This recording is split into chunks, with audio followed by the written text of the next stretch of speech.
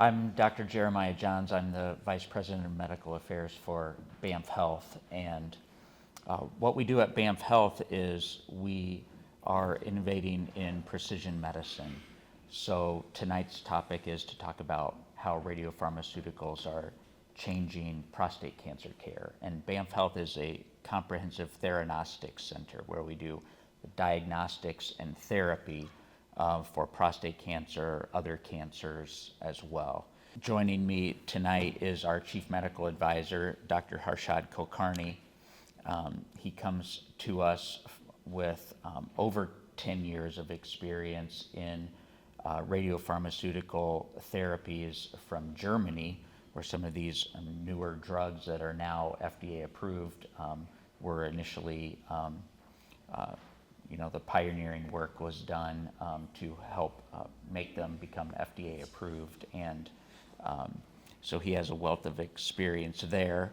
And then we're joined by Dr. Conrad Tobert with Corewell Health Urology, focuses on the surgical aspects of prostate cancer care.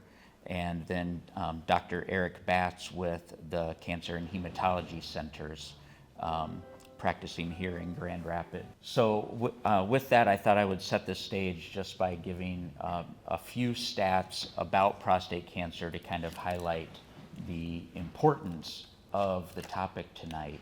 And I don't know, everyone may not realize that prostate cancer is the most common cancer in men, excluding skin cancer. 1 in 8 approximately men will be diagnosed with prostate cancer at some point. It's the second leading cause of cancer death behind lung cancer. And then I wanted to bring up this statistic to kind of frame the discussion tonight, which is the 5-year survival rate for prostate cancer approaches 100% for patients with local or regional prostate cancer. It drops to 32% for people with metastatic prostate cancer. So we hear a lot of things in the news. I think people hear a variety of things like prostate cancer is not important, it's not serious, but I think what this highlights is the fact that it's actually a very complex disease that requires a multidisciplinary approach, which is what we want to talk about tonight.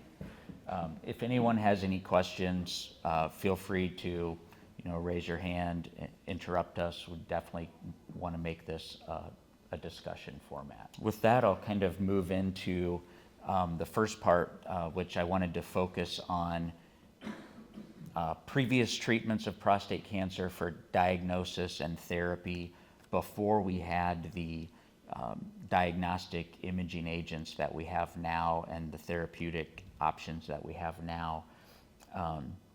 So I wanted to open up with Dr. Tobert.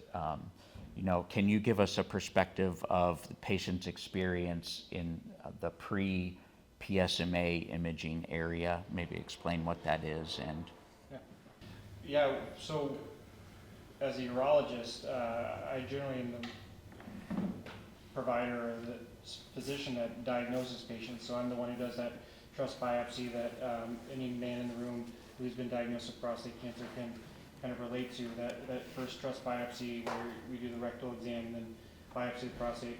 We then diagnose somebody, and depending on the Gleason score, we then would always look into saying, okay, well, where is the disease? Is it for sure localized to the prostate? Is it advanced outside of the prostate? And obviously the PSA before that biopsy was a good indicator for whether or not it has spread. But before the PSMA imaging came out, we were really still just using a bone scan and a CT scan. And while that was accurate, they had a lot of false negatives and false positives. And it really, having a imaging technique like a PSMA PET scanner where we can identify any disease outside of the prostate, we're blessed to be able to, get more targeted therapy as well as more accurate assumptions about the state of the disease and how well we can actually treat and cure you. And before I was just telling Jeremiah, I had a patient recently, unfortunately, get a PET scan that was, showed a completely different result than what the MRI would have suggested. And it changed our therapy, but, it allowed us to not only give hope, but also prevent false hope from being, given to patients. And I think that's, again, when you're talking about on the front line of localized disease and you're still looking to cure somebody of prostate cancer, this PET scan with the PSMA allows us to really identify who will benefit the most from prostatectomy or primary radiation. Thank you. Dr. Kulkarni, what's your impression of how PSMA imaging has changed care over the years?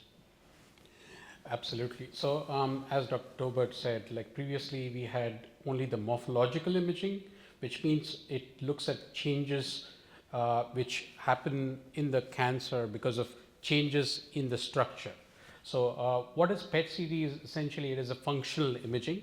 Now, so essentially, it looks at whether the cancer cells have got, if they're having a very high turnover rate, right? So bone scan, for example, what Dr. Tobert mentioned is also based on that. But it's really non-specific, which means that, it is based on the fact that there may be a high turnover of the cancer cells because their property is really to grow fast, right? So we detect higher signals from certain places. Now with PSMA, what happened was, this target on the prostate cancer cells was known since a long time.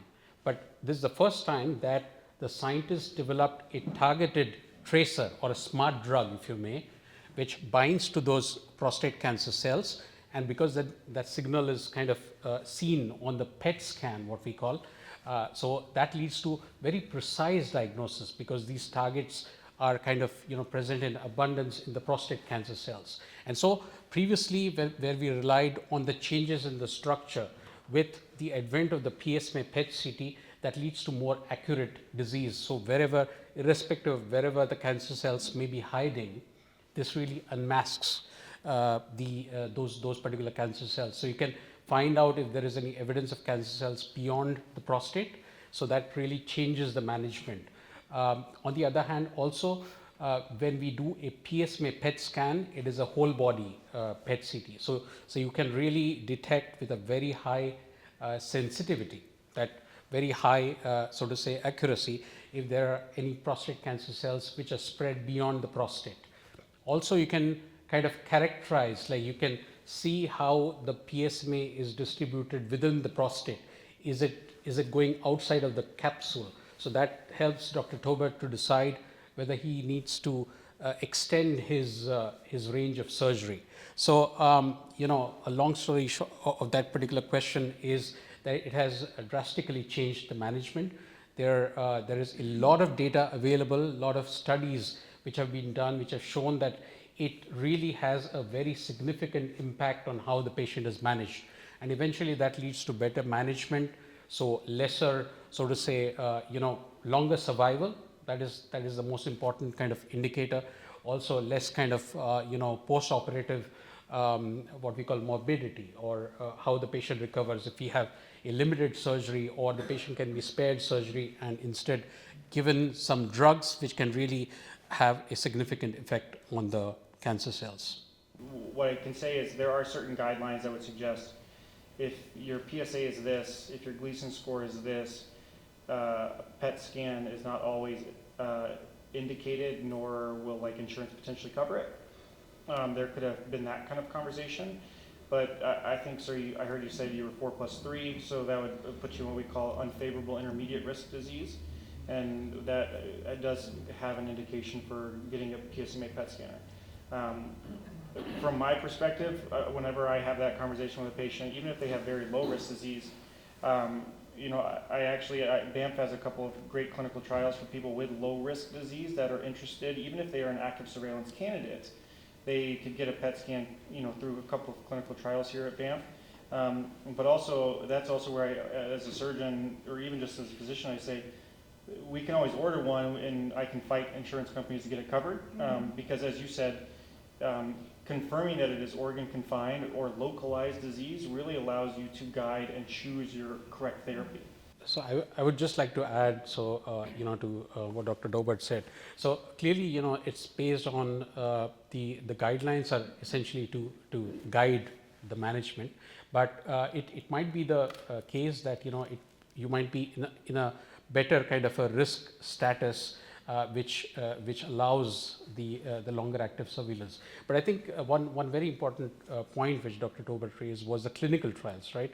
So we do not know if in lower risk prostate cancer, PSMA PET might be beneficial, right? And to tackle these questions, we have the clinical trials. So there is one particular clinical trial which we have at BAMF Health, in which lower risk patients can also benefit from a PSMA PET CT. Now, benefit, I'm saying in inverted commas, because this is really a clinical trial. But clinical trials like these really lead to improvement in the way prostate cancer is managed. So again, I would just say we can discuss again with your physician, and always seek a second opinion if necessary. Before I answer your question, I wanted to ask Dr. Batts a question, because your question brought up 2 points that I wanted to make sure we addressed. And for Dr. Batts, number one is, what really does qualify or is a good candidate for active surveillance, or how do you go about that? And then the second thing that was kind of brought up there was AI testing, which I'm not exactly sure. BAMF is doing a lot of AI things, but that doesn't really apply to this. But it brought to my mind, how do blood-based biomarkers and liquid biopsy and some of these newer tests play into that? In response to the first question you asked about active surveillance, I actually would defer to Dr. Tobert on that. My role in managing prostate cancer is primarily for patients with metastatic disease. Patients who have localized disease are usually managed by urologists. I do get involved fairly regularly in patients with very high risk prostate cancer, which in the simplest terms is localized to the pelvis, but outside the prostate. So it may be invading into the seminal vesicle, which is located right next to the prostate, or in the pelvic lymph nodes. And that's a scenario where combination therapy with radiation and hormonal therapy is commonly used.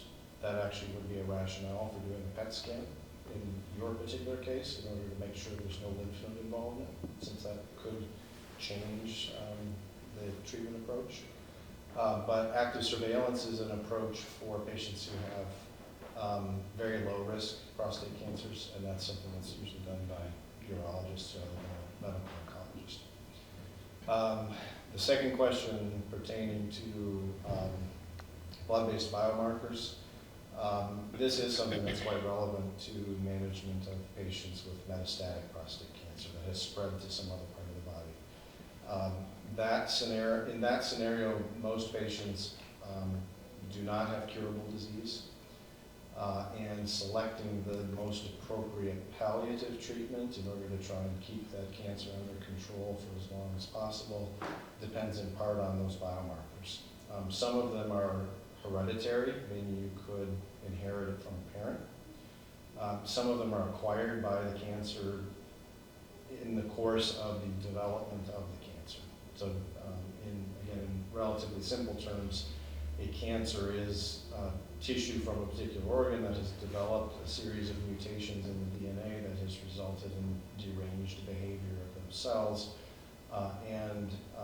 The longer the cancer is present, the more mutations it typically acquires. Some of those mutations have relevance for treatment selection for those patients who have advanced disease, because we may have agents that target the dysfunction that's brought on by those mutations.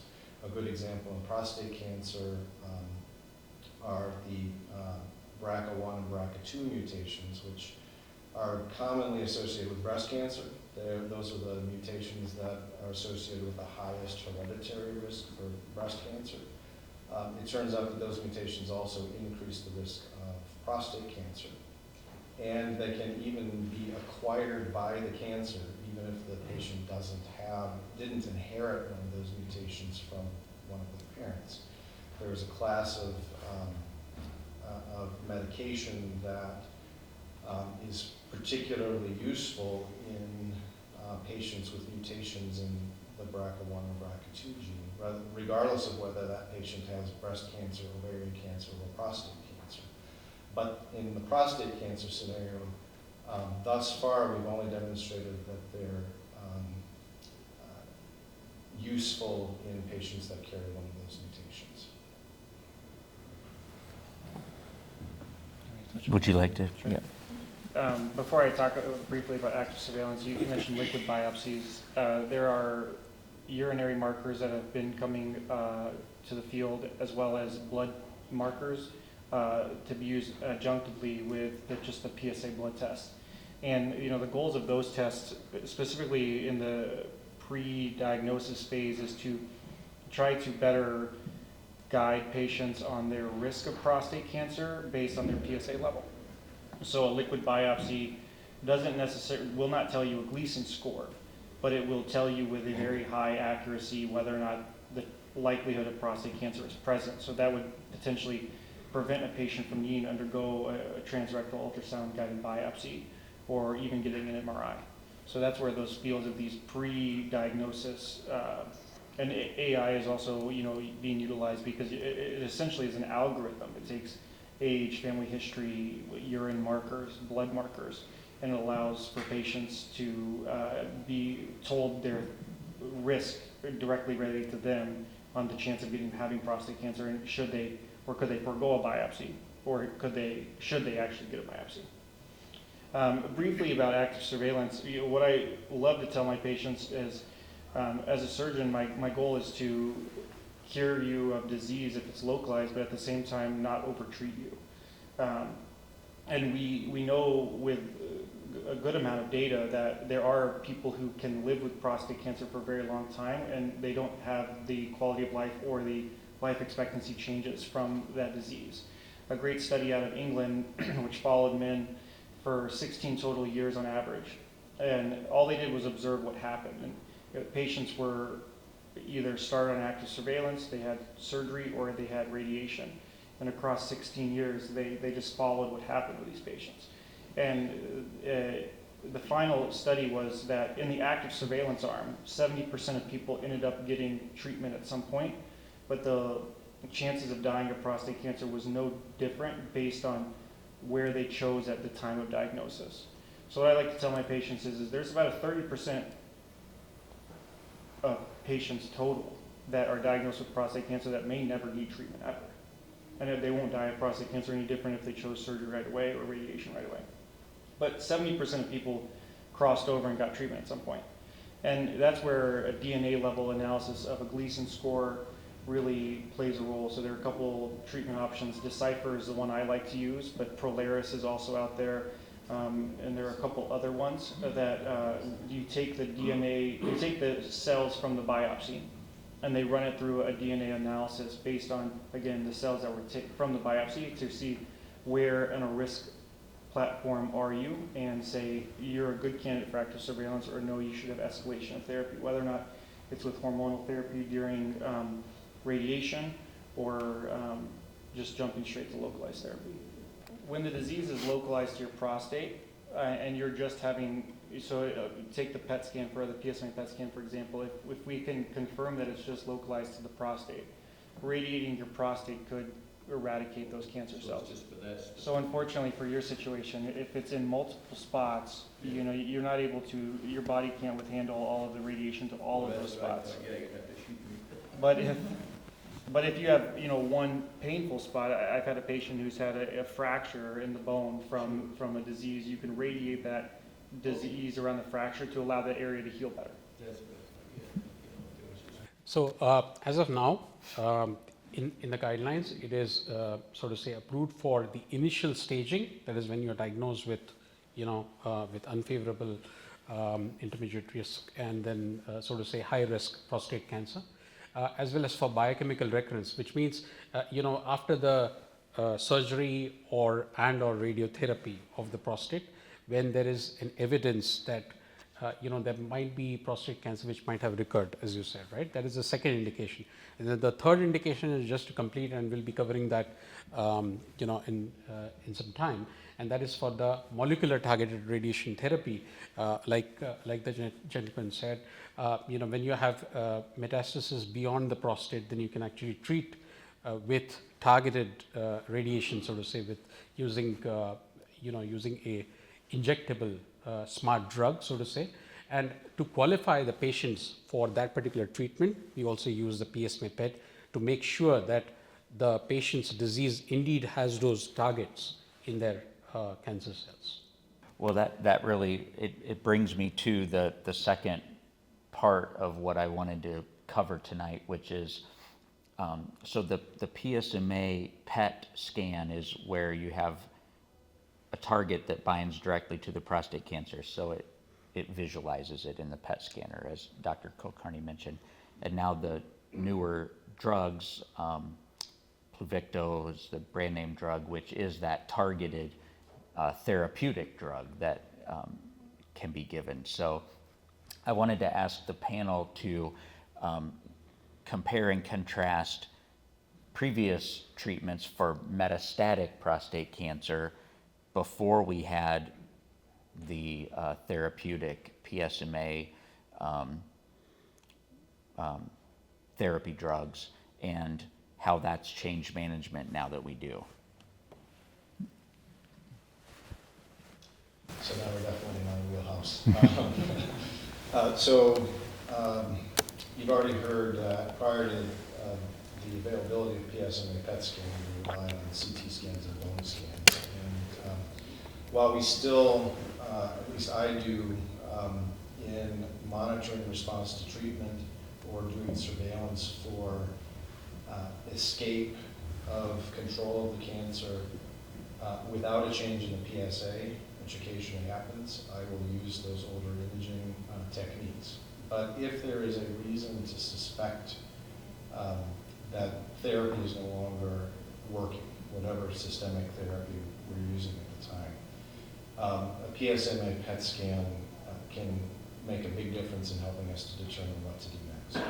For instance, the biochemical relapse, which is a term that was mentioned a minute ago, that if a patient has had a prostatectomy for what we thought was localized prostate cancer, the PSA blood test should be 0 shortly after surgery and should remain 0 forever. If it's not 0 at some point, that's an indication that there is residual cancer somewhere. Because prostate tissue is the only tissue that makes PSA. So if we have a rise in PSA, one of the first things that I want to do is to get a PSMA PET scan so that we can attempt to localize the disease. A rise in PSA could be a sign that there's residual prostate cancer in the pelvis. And if we can identify that and demonstrate that there's no sign of disease elsewhere, that situation may still be salvageable, and we would prefer to treat that patient with radiation plus or minus hormonal therapy. On the other hand, if the disease has extended beyond the pelvis, let's say there are 2 ribs that demonstrate disease as well on the PET scan, that's a situation we're going to approach somewhat differently. The likelihood of curing that patient is much lower.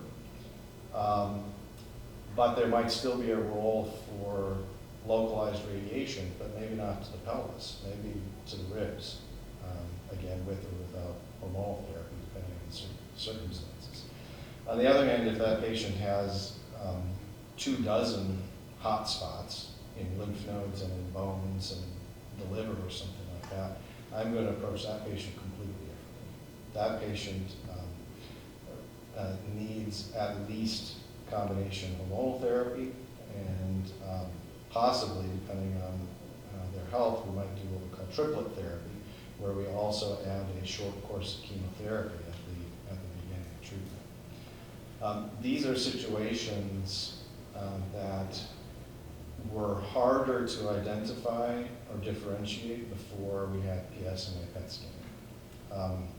I saw a patient earlier today who has this sort of situation. He was treated previously with primary radiation, but his PSA is going up. We did a PET scan, and he has several lymph nodes that are hot on the PET scan, but they're normal size. And from a CT scan, the only thing that I can glean is the size of the lymph node, not whether or not a PET is involved with cancer.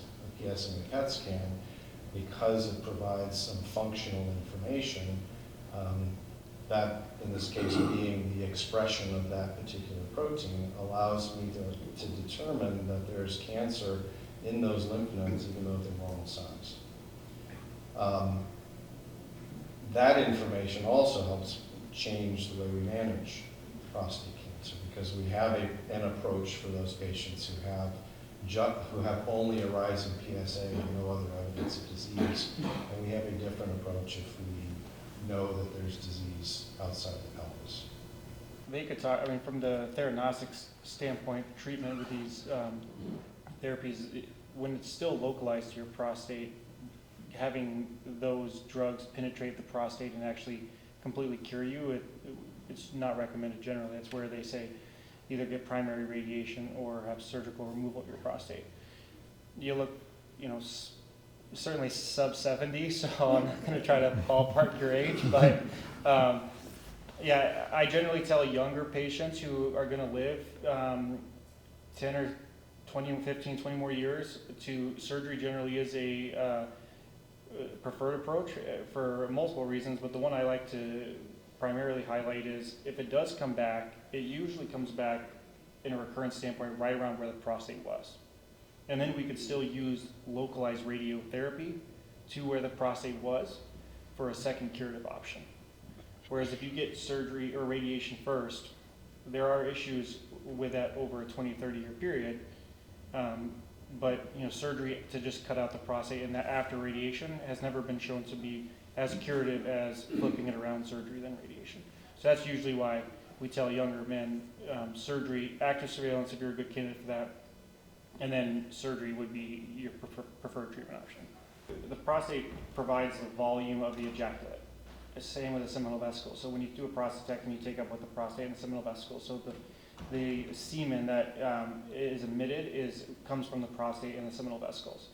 But when you also get radiation to that organ, the secretion ability of the prostate also goes down. So from a standpoint of reproduction, which is the prostate's primary reason why it was created, is that. What I would kind of counter that as a surgeon would say, just because you have surgery doesn't mean you're going to be wearing a diaper and completely impotent. I tell my patients 90% of them are completely dry at 6 months, and depending on your current erectile function, you can regain that function. How good of depending on the source of the disease, a nerve-sparing approach can be employed. There are a couple of biological agents we can place to help nerve regeneration at the time of surgery that can be used. This gentleman said, there are Boston Scientific creates a great penile implant that can be used to give the rigidity needed for penetrative intimacy. Interesting. And if you are leaking, they also have agents to help with that as well. What do you mean by leaking? A primary issue after a prostatectomy is stress urinary incontinence. So you get leaking with laughing, coughing, and sneezing. You pick up a heavy. Yeah.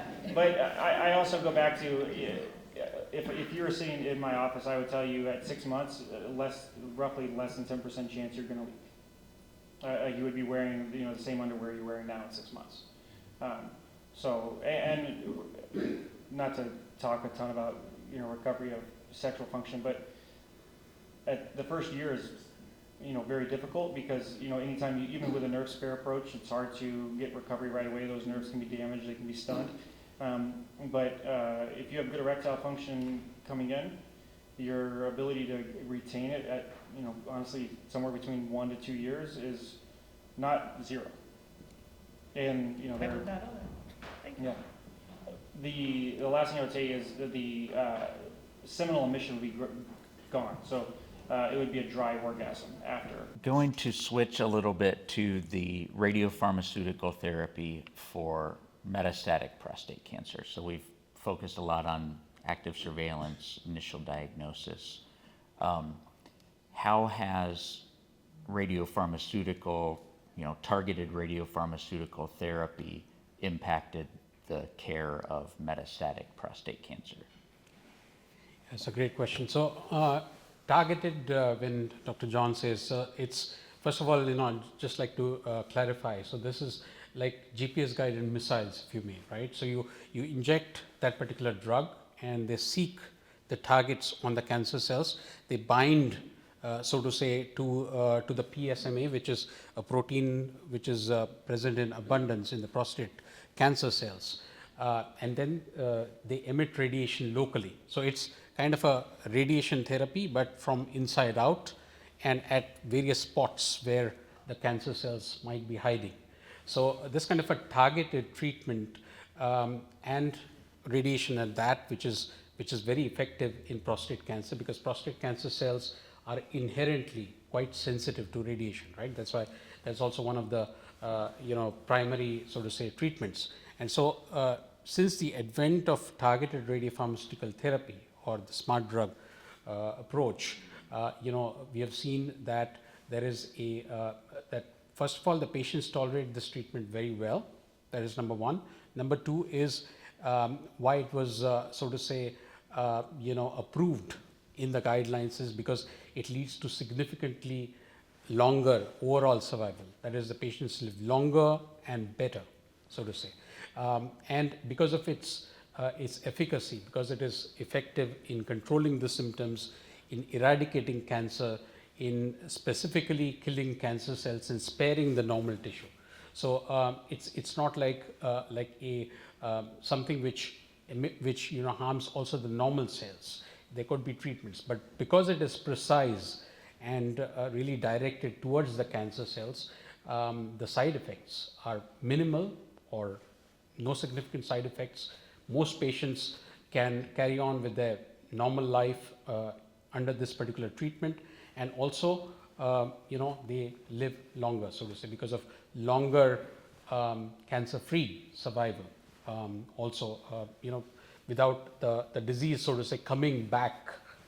I just want to clarify one particular point to this gentleman raised is, for localized prostate cancer, the Theranostics is not yet approved. There have been some studies on that. In my own experience in Germany, we treated a lot of patients in the initial stages when it was still localized. But for some reason, because there are other more effective treatments like the external beam radiotherapy, which acts more specifically in this particular case. So currently, the radiopharmaceutical therapy is approved for metastatic disease, and when the patient has failed at least 2 lines of hormone therapy, and also potentially before the patient could get a chemotherapy.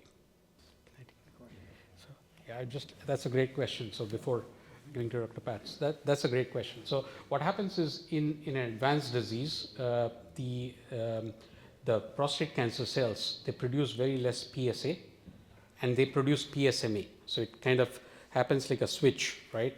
And so a combination of both the blood-based PSA test as well as the PSMA PET gives us an exact idea or more accurate idea about the disease biology. So I've had patients who had PSA of 0.05.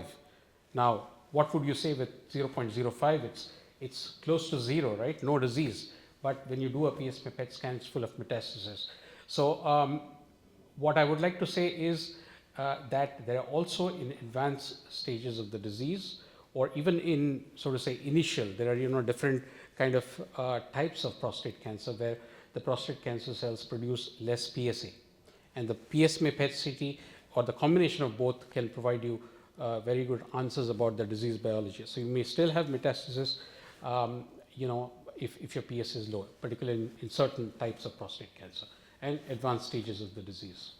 Since treatment of advanced prostate cancer is where my role fits, I wanted to address a couple of things. There was a question about external beam radiation therapy and widespread metastatic disease.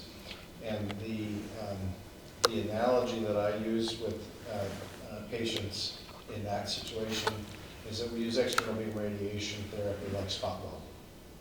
If you've got a particular problem area, we can't treat every site of disease from head to toe. If there's a particular problem area, we can zap that with radiation and relieve the pain. The radioligand therapy, the Pluvicto is the brand name, which Dr. Kulkarni has been talking about. I think of that and describe that to patients as being a bit like a hybrid between radiation therapy and chemotherapy. It's a drug that's put into the bloodstream. It goes wherever the blood goes. It delivers low doses of radiation to where it sticks. And it's going to stick and it's going to concentrate on prostate cancer because that's the tissue that expresses the protein that it sticks to. That's why we can see lower side effects from treatment with radiation that's systemic. It's a different type of radiation as well, so the zone that receives radiation is actually pretty small. This is actually why it's important that the drug concentrate on the tissue, because otherwise you don't get a high enough dose of radiation to be useful. Another item that I wanted to talk about has to do with the kind of sequence of events, if you will, with metastatic prostate cancer. When prostate cancer is newly diagnosed and has been treated, let's say with surgery if we thought it was localized, or radiation, and now it's widespread. The first phase of that cancer is what we refer to as hormone-sensitive prostate cancer.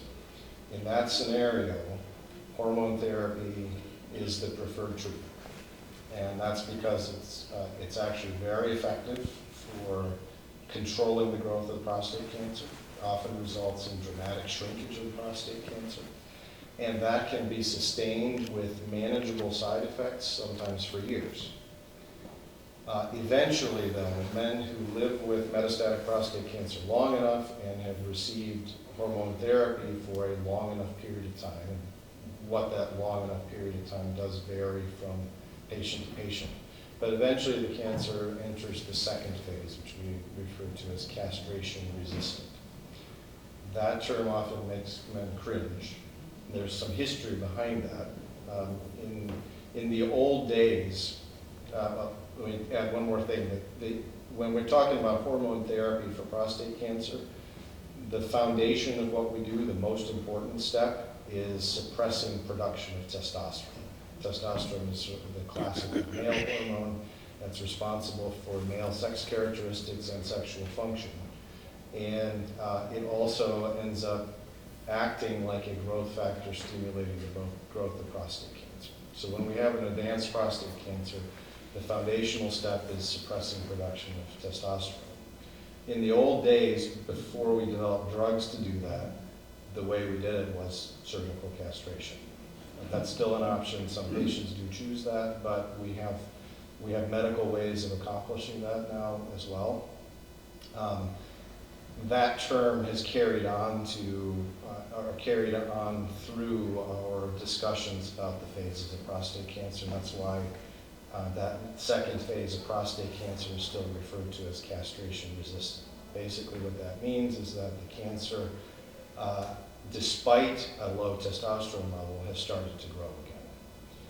That phase of prostate cancer is much more challenging for a medical oncologist to treat. It tends to be less responsive to the agents that we've developed. The duration of response tends to be much shorter. A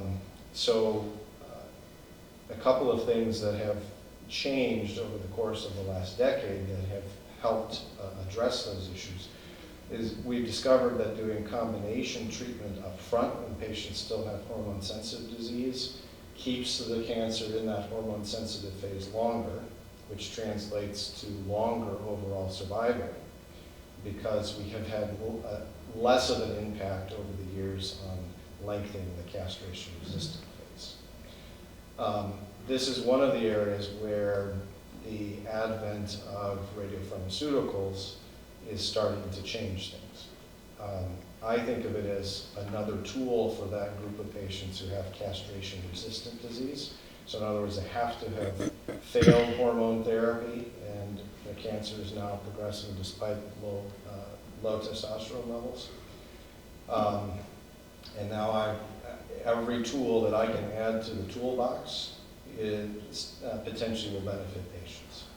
Much like with chemotherapy, not every patient responds to it, but some patients have really dramatic responses, and even those that have what I'll call good responses that don't last forever still gain benefit from it, because they may have a longer period of time where we don't have to bring out chemotherapy or something like that, which again translates to both to better quality of life and quite often longer survival. Your experience is not rare. It's very common for cancer patients in general, not just prostate cancer patients, to have trouble with one of the drugs or multiple drugs that were recommended. Fortunately, in prostate cancer, we do have, at your stage of disease, we do have several options that we could consider. And what you experienced with Xtandi might not happen with one of the other drugs. I think the safest answer for me to give to that question is it depends.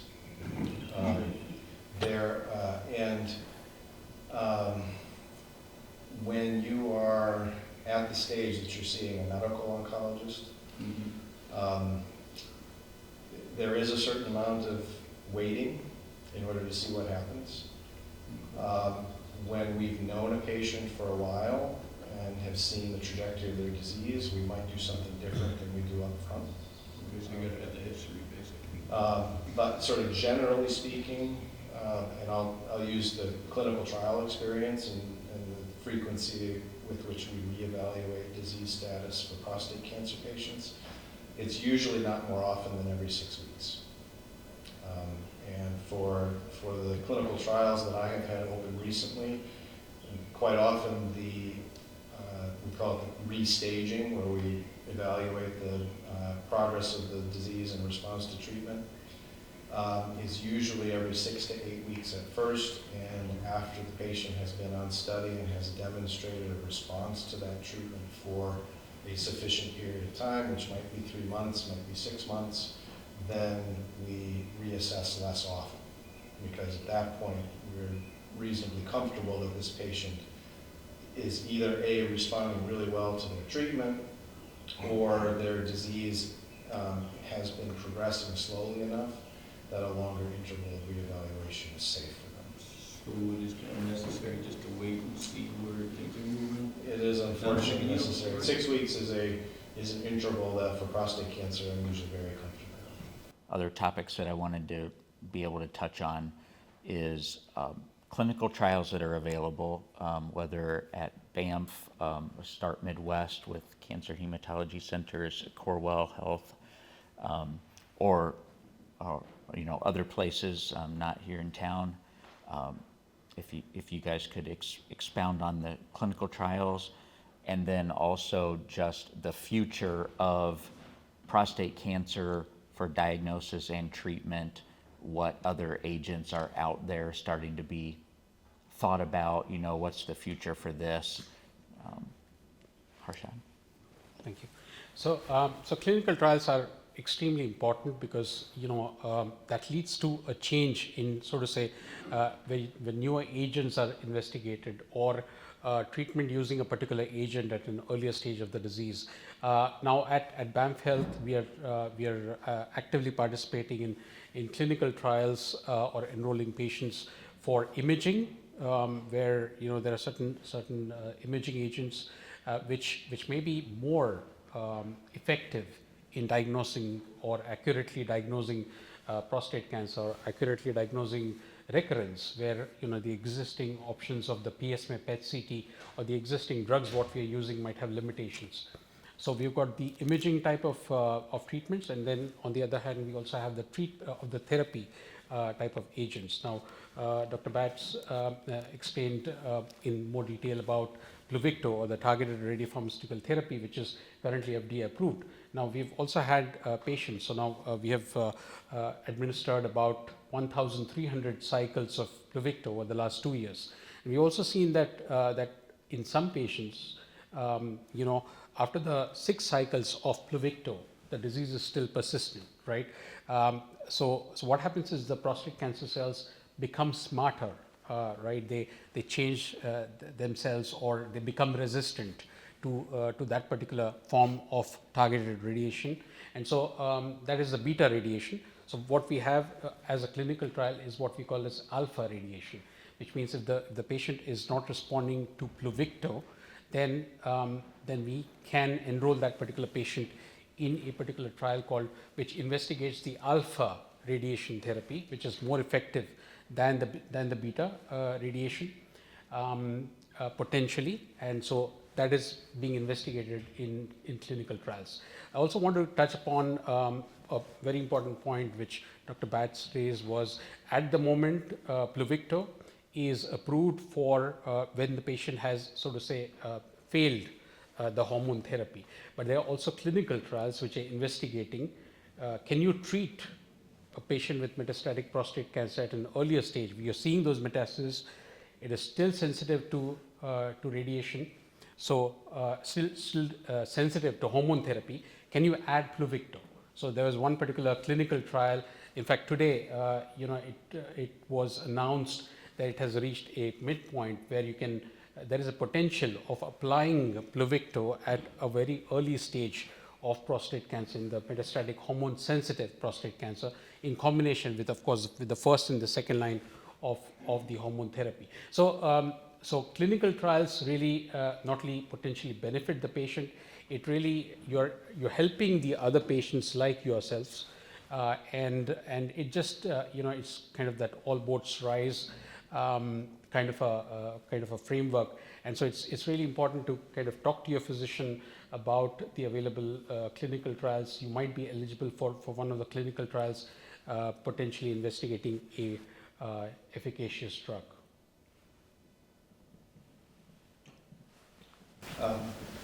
So I agree with Dr. Kulkarni's comments about how important it is to participate in clinical trials if they're available. And my partners and I at the Cancer Hematology Centers have felt for a long time that it's important to make those opportunities available as well. I currently have 2 prostate cancer studies open. I have a third which just recently met its enrollment criteria or enrollment target, so that is closed to enrollment. But I still have 2 studies open right now for patients with castration-resistant prostate cancer. One is studying a new hormonal agent. So for patients who have had androgen deprivation therapy, meaning we suppressed the testosterone and took one of the FDA-approved oral agents along with that. If that therapy has stopped working, one option would be participating in this clinical trial that's exploring the use of a brand new hormonal agent. I also have a study that is comparing docetaxel, which is an older chemotherapy agent that we use in prostate cancer, with a new drug which fits in a category that we call antibody-drug conjugates. The antibody-drug conjugates are actually very similar in concept to the radioligand therapies like Pluvicto. The difference is, instead of having a radioactive isotope linked to the seeker drug, we have a small chemotherapy molecule. But the concept is similar. We're trying to deliver chemotherapy more selectively to the cancer cells, with the goal of either utilizing drugs that we could not use in large enough doses because they would be too toxic, but in small doses when linked to a seeker drug, patients do tolerate them well. or to try to take advantage of some other feature of the cancer and the drug to try and concentrate delivery to the cancer cells and try to minimize toxicity. That's an approach that we've explored in a wide variety of different cancers. This particular study is the first such example that I'm aware of in prostate cancer. I also have, I'll talk a little bit about Start Midwest. Start Midwest is a subsidiary, if you will, of the Cancer Hematology Centers.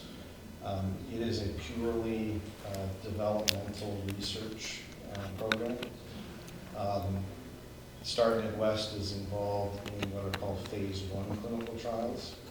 So the drug development generally goes through 3 phases of clinical trials, sometimes even a 4th phase. The first phase is what you might expect is the first time that these drugs are being used in humans. We have the privilege of having a center here in Grand Rapids that focuses on that early drug development. There aren't very many communities that can say that. For people who live in West Michigan, prior to opening Start Midwest, you had to go to Chicago or to Detroit, and that can be a hardship for some patients. So we now have this, and have since 2016, have this opportunity available in West Michigan. They always have studies available for prostate cancer patients specifically, but also have ongoing drug studies across the gamut of various cancers. And for prostate cancer patients, if you have failed hormonal therapy and possibly failed radioligand therapy and or chemotherapy, phase 1 clinical trials can be an excellent opportunity to have exposure to a new drug that's in development. I generally send my patients there who are appropriate for clinical trials before I've exhausted all of the FDA-approved options that I might have for them as well, so that we still have something to fall back on if the study drug doesn't happen to pan out for the patient at that time.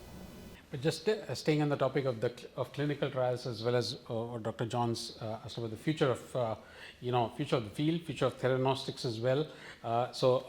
Dr. Bat also enabled very this particular discussion about novel drugs. In Theranostics, what we call, there's a diagnosis and treatment using radiopharmaceuticals. There are also new targets which are being investigated, so to say, like PSMA, because you might reach a stage where the PSMA might not be expressed by the cancer cells. In that case, there might be some other targets which might be overexpressed because of change in the property of the prostate cancer, or inherently there may be other targets which might be more effective. So we've got clinical trials which are investigating, so to say, novel targets which potentially can lead to better diagnosis as well as better treatment. And that's why, eventually the advantage of Theranostics is you can really seek out which particular drug might be suitable exactly for your type of prostate cancer by the imaging using a radioactive drug which uses a particular target. So so we've got number of targets. Then we've got new radioisotopes, because that is our so to say main payload which delivers that energy or kills the cancer cells from inside out. So I already mentioned we've got an active clinical trial investigating an alpha radiopharmaceutical or radionuclide therapy. You've got potentially other radioisotopes which might be more effective in killing the cancer cells and preventing a recurrence. So again, clinical trials are really very important to really advance the field, and just be sort of say aware of those particular clinical trials which are going on around you.